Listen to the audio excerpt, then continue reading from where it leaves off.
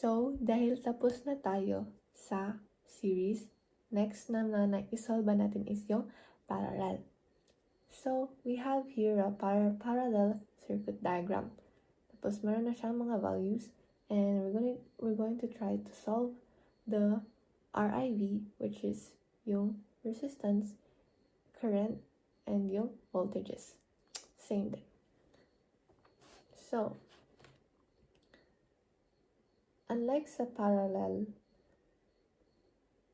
yes, iba yung gagamitin nating formula for parallels. So, may dalawang available na formula for parallels, which is ito. 1 over RT equals 1 over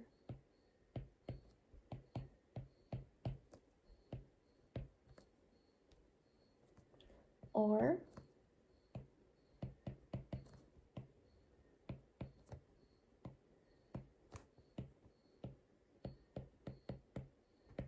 N.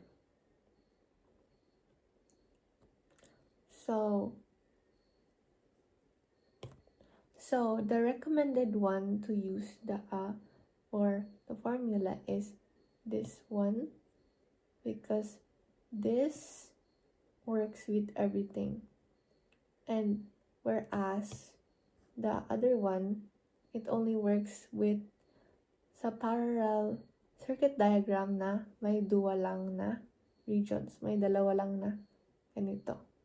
So, mas better na always i-use ang this formula. So, that's the formula that we're gonna use for this problem.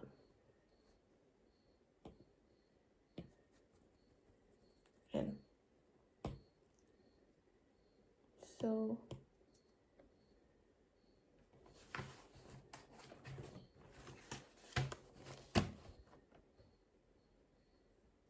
yeah.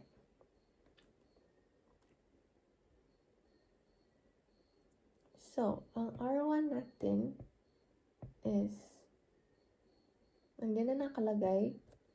Lapag lang natin yung mga given. So, 3 ohms. R2, meron siyang 6 ohms. And then, R3, meron siyang 12 ohms.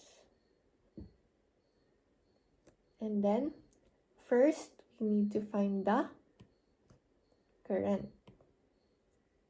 So, this is the current, okay? Current. Wait. So, to find it, I equals volts, which is, andito, 24 volts. So, 24 divided by yung resistance, which is this one, 3. So, 24 divided by 3, that's gonna be equal to 8 amps. And next is I2.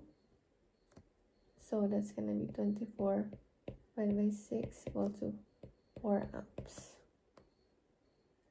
Then for I3 naman, so 12, yan, 12 divided by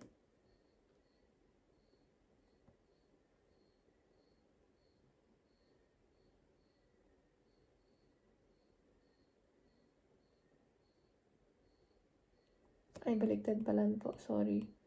So, 24 divided by 12. That is equal to 2 amps. Okay.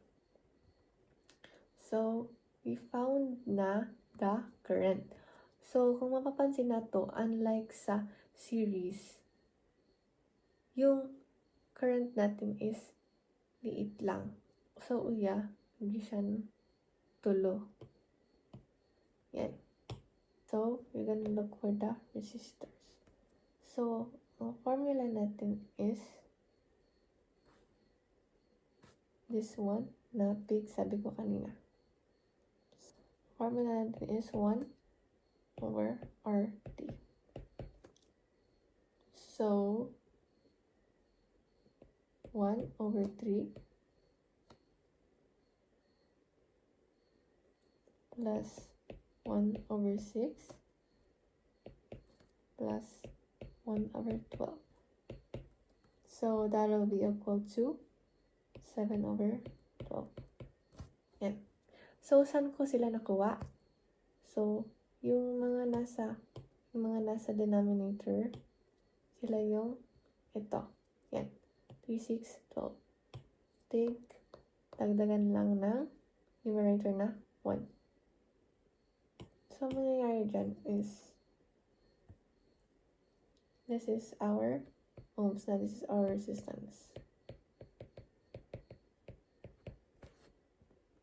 And I would like to note you guys na pala, na for this one pala is, yabaliktad da po ining ang final answer.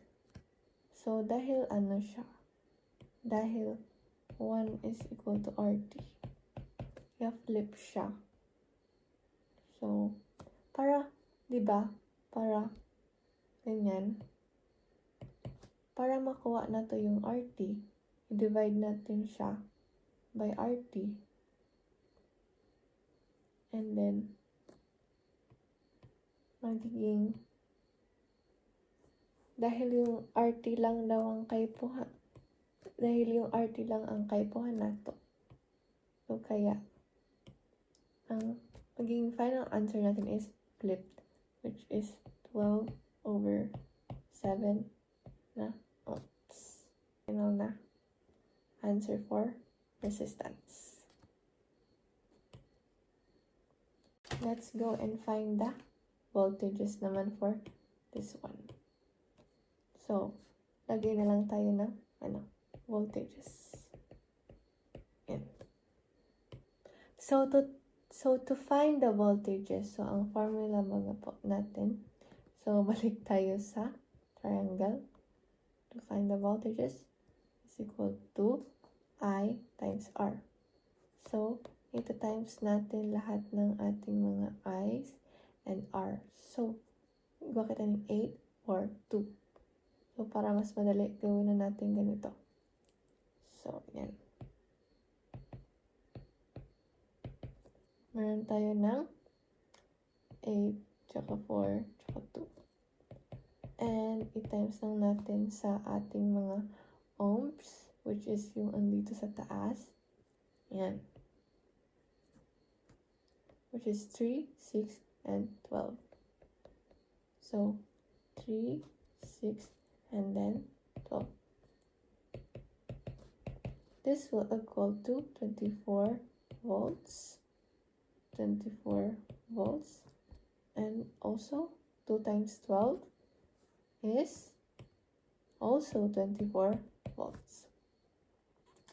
So, from this answer, mapuprove natin na ang isang parallel circuit diagram ga-distribute siya ng equal voltages sa kanyang mga regions or saya sabitang yan na area.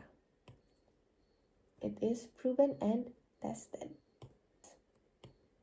24 volts, and our final answers sa mga voltages is also 24 volts.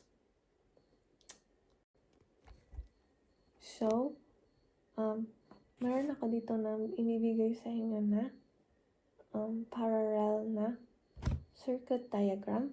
Tapos, try nyo yan po answer lang. So, yan. Andito we have, what if we have